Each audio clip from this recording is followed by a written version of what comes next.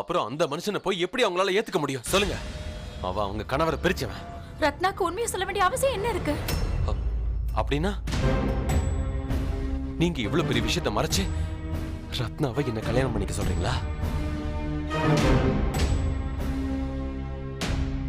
இங்க பாரு நரேஷ், ரத்னா அவளுக்கு ஏற்பட்ட துக்கத்தையும் கஷ்டங்களையும் மறந்து எப்பவோ அவளோட வாழ்க்கையில முன்னேறி போயிட்டா. இனியும் நிச்சயம் முன்னேறிதான் போவா.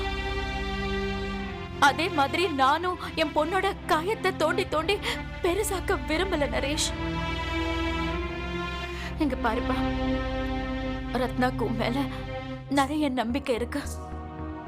எனக்கு நல்லா தெரியும் நீ அவளை எந்த அளவுக்கு காதலிக்கிறன்னு. நீ அவளோட நம்பிக்கையை என்னைக்கு உடைக்க மாட்டேன். நான் வேற யாரையோ என் பொண்ணோட வாழ்க்கைக்குள்ள கொண்டு வந்து அவளோட நம்பிக்கையை உடைக்க விரும்பல நரேஷ். இல்ல சித்தி, நான் என்னால இவ்வளவு பெரிய பொய்ய ரத்னா கிட்ட சொல்லவே முடியாது. நான் பொய் சொல்லன்னு சொல்லல நரேஷ். பொய் சொல்றதுங்கிறது வேற விஷயம், உண்மையை மறைக்கிறதுங்கிறது வேற விஷயம். ரெண்டுத்துக்கும் நிறைய வித்தியாசம் இருக்கு. ஆனா உன்னோட இந்த உண்மை என் ரத்னாவோட வாழ்க்கைக்கும் சந்தோஷத்துக்கும் முன்னாடி ஒண்ணுமே இல்ல நரேஷ், ஒண்ணுமே இல்ல. அதுக்காக தான் சொல்றேன், நீங்க 2 பேரும் கல்யாணம் பண்ணிக்கணும். என் பொண்ணோட வாழ்க்கையில சந்தோஷம் இருந்தா போதும், அது மட்டும் தான் நான் விரும்புறேன். இல்ல சித்தி, இவ்வளவு பெரிய விஷயத்தை மறைக்கிறது என்னால முடியாது. என்னால ரத்னாவுக்கு இவ்வளவு பெரிய ஏமாற்றத்தை கொடுக்க முடியாது. என்னால முடியாது சித்தி.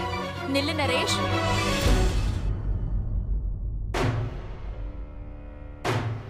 இங்க பாரு நரேஷ், உன் வாழ்க்கையில நீ அடுத்த அடி எடுத்து வைக்க வேண்டிய நேரம் வந்துருச்சு.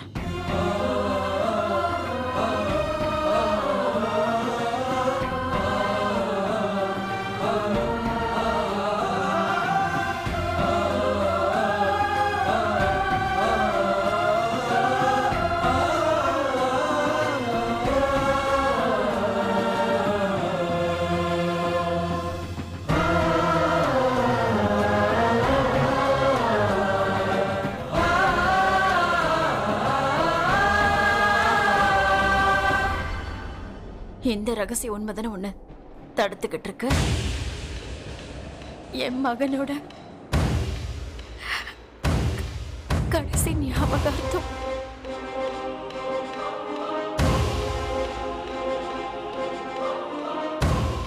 என் கூட வா.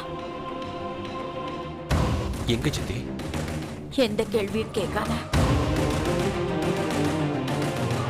என் கூட வா.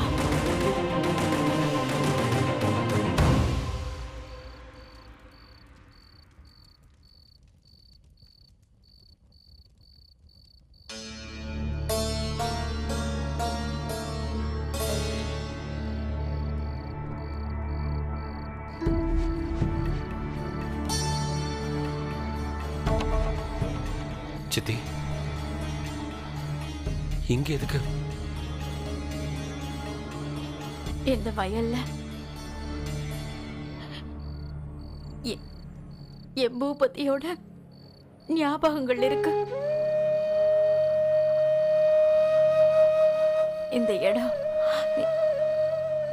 எனக்கு எப்படி தோணும்னா, என் பையன் இங்கதான் என் பக்கத்துல இருக்கான்னு தோணும். இன்னைக்கு என்ன நடக்க போகுதுன்னு எனக்கு நல்லாவே தெரியும். இதுல என் பையனும் கலந்துக்கணும். நடக்க போறதெல்லாம் என் பையன் முன்னாடியே நடக்கணும்.